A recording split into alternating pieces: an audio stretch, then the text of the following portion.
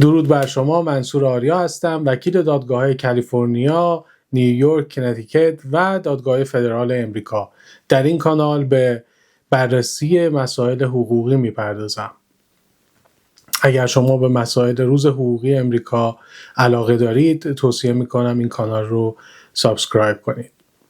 خب، یکی از سوالاتی که با بازگشت دوباره آقای ترامپ به کاخ سفید این روزها مطرح هست، خطراتی که دارندگان گرین کارت رو تهدید میکنه.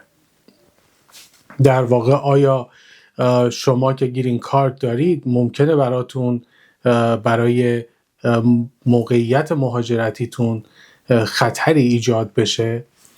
خب، سخت گیرانه بودن اعمال قوانین موجود جدا از هر دستور دولتی که آقای ترامپ صادر کرده و خواهد کرد میتونه برای گرین کارت داران ایجاد مشکلاتی رو بکنه. خب، معمولا شما با گرین کارت خیلی راحت در امریکا زندگی میکنید، کار میکنید، به خارج از امریکا سفر میکنید و به امریکا برمیگردید. ولی آیا پرزیدنت ترامپ و اعمال سختگیرانه قوانین موجود میتونه برای شما دردسر ایجاد بکنه؟ برای بعضی از افراد بله.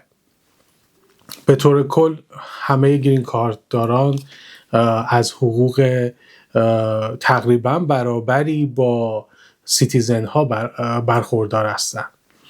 ولی گرین کارت دارانی که جزء گروه های خاصی هستند که الان براتون توضیح میدم باید بیش از پیش مراقب باشن. دسته اول این گرین کارت داران اونهاییه که مرتکب جرم میشن.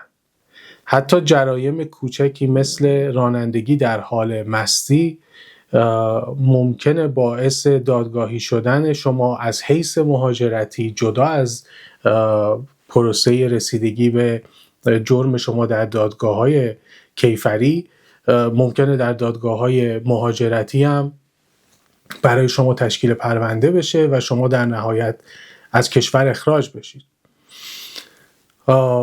پس بیش از پیش باید اشخاص دارای گرین کارت به در واقع قوانین پایبند باشند. گروه دیگر اشخاصی هستند که از گرین کارتشون در واقع به عنوان یک ویزای توریستی استفاده میکنن. این خیلی در بین پدر و مادرهای سیتیزن های امریکا رایج هستش. پدر مادری که تمام زندگیشون مثلا در ایران هستش و فقط سالی 5-6 ماه میان در امریکا با فرزندان و نوادگانشون سر میکنن. در اینجا هیچ اقامت مشخصی ندارن، محل سکونت مخصوص خودشون رو ندارن، کار نمیکنن، مالیات پرداخت نمیکنن. اینها ممکنه از این به بعد به مشکل بر بخورن. پس اگر شما جز این گروه از افراد هستید، حتما حواستون باشه که برای مدت‌های طولانی خارج از امریکا نمونید و سعی بکنید برای خودتون قراردادهای اجاره‌ای داشته باشید، زندگی مشخصی داشته باشید که در موقع ورود به خاک امریکا بتونید مدارکی رو ارائه بدید که نشون بده شما اقامت دائمتون در امریکا مسجل هستش.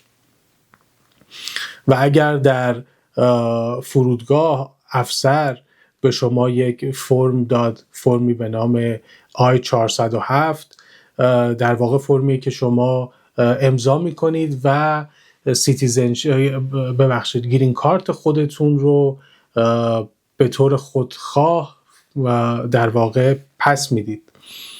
این ممکنه به آفیسر این قدرت رو بده که همونجا شما رو به کشور مبدأتون باز بگردونه.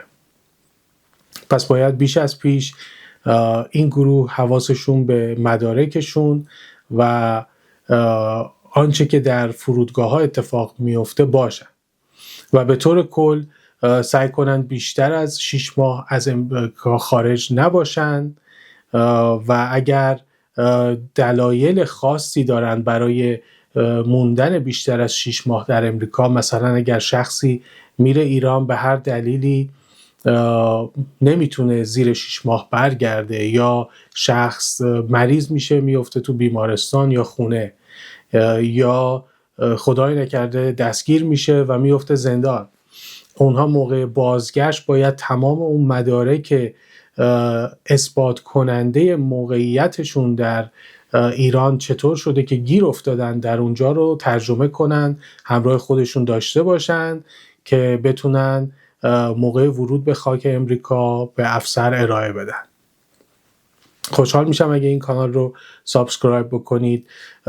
موضوعات بیشتری در خصوص مهاجرت و سایر مسائل حقوقی در این کانال بحث خواهد شد.